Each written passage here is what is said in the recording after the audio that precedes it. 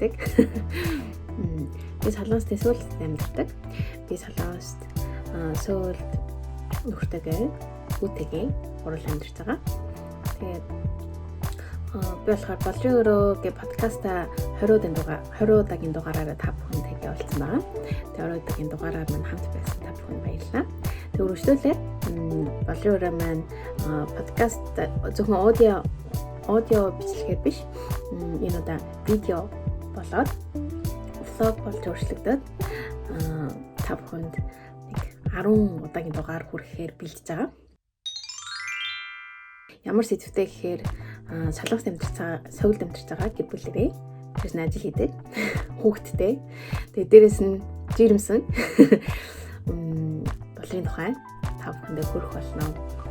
Тэг яагаад болрын өрөөг подкастаар явуулж байгаа зогсоогоод тэгээд видеогоор явуулах гэсэн мэй гэхээр подкастер 20 удаагийн дугаараараа феминизмын номнууд тэгээд кинонууд үзээд тэгээд түүний тухай ярилцсан байгаа. Тэгмэр сонирхолтой байсан. Тэгээд үргэлжлүүлээд би өөрөө жирэмсэн басан болохоор жирэмсэн үедээ бас ямар сэтгэл санааны өөрчлөлт бас ямар үйл ажиллагаа явагддаг вэ гэдгийг бас та бүхэнд хаваалцахын тулд видеогоор хийхээр басан.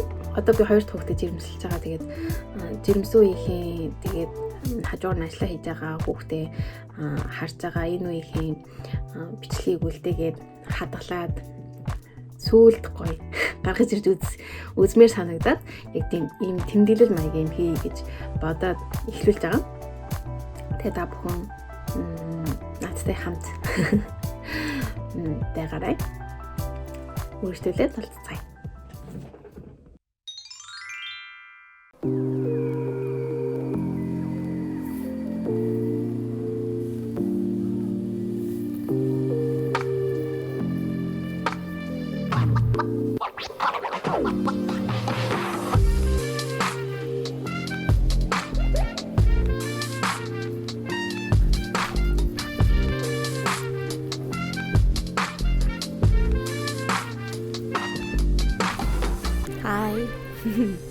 Би дүүрэг дээр ирсэн байна. Дүүргийнхээ өрхийн эмнэлэгт.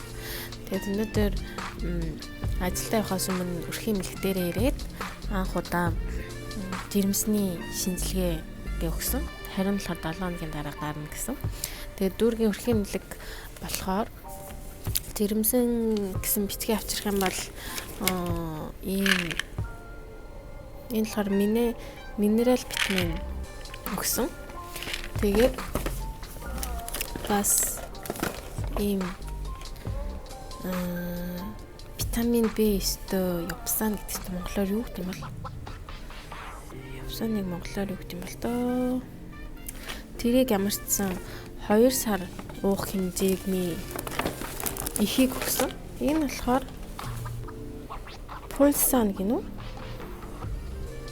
Энэ асалтын пульсан саяны юутай адилхан тийм фолик гинүү. Фолик асид 7 хэрцэг өгсөн байна. Дээрээс нь ийм жирэмсний бичиг одоо энийг би зөвхөндөө наагаад тэгээд ийч явахдаа автобус нь цуухтаа зөвхөндөө нааж агаад жирэмсний судал дээр сунаа. Тэгээд өнөөдөр би энэ дүүргийнхээ эмнэлгээс авах боломжтой юм явсан аваад дээрээс нь бас дүүргийн эмнэлгээс авах боломжтой шинжилгээнүүд үнэгүй шинжилгээнүүд байд юм лээ. Тэднээсийг дандаа энэ дүүргийн өрхийн эмнэлгээс өгнө гэж бодож байгаа. Тийм бол аюулгүй сайн мөнгө хийнэх учраас. Тэгээд өнгөрсөн 7 хоног болохоор эхоогоор хараад намайг 5-7 хоногт байна гэсэн. Тэгээд 5-7 хоногтой болохоор одоохондоо зүрхийн сонсч чадахгүйсэн болохгүйгээд тэгээд зүрхийн сонсч чадаагүй дараа очихдаа зүрхийн сонсон гэд тэгээд ингээд жирэмсний бичиг гэдэг юм билээ. Тэгээд жирэмсний бичгээ аваад би эхлээ шууд банк орохоор жирэмсэн басан гэд усаас тийм жирэмсний мөнгө гэж өгд юм билээ. Тэр нь болохоор 600 мянгаыг авсан. 600 мянган вон. Гэхдээ яг бэлэн мөнгөөр биш ингээд пауч маягаар ингээд карт нь хийж өгсөн. Тэгээ тэрүүгээр нь одоо би жирэмсэн үедээ эмнэлэгт үзүүлэхдээ тэрүүгээр тооцоогоо хийн.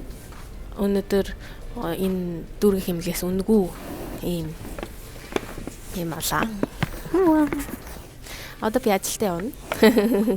Миний хордлого эхэлсэн байгаа.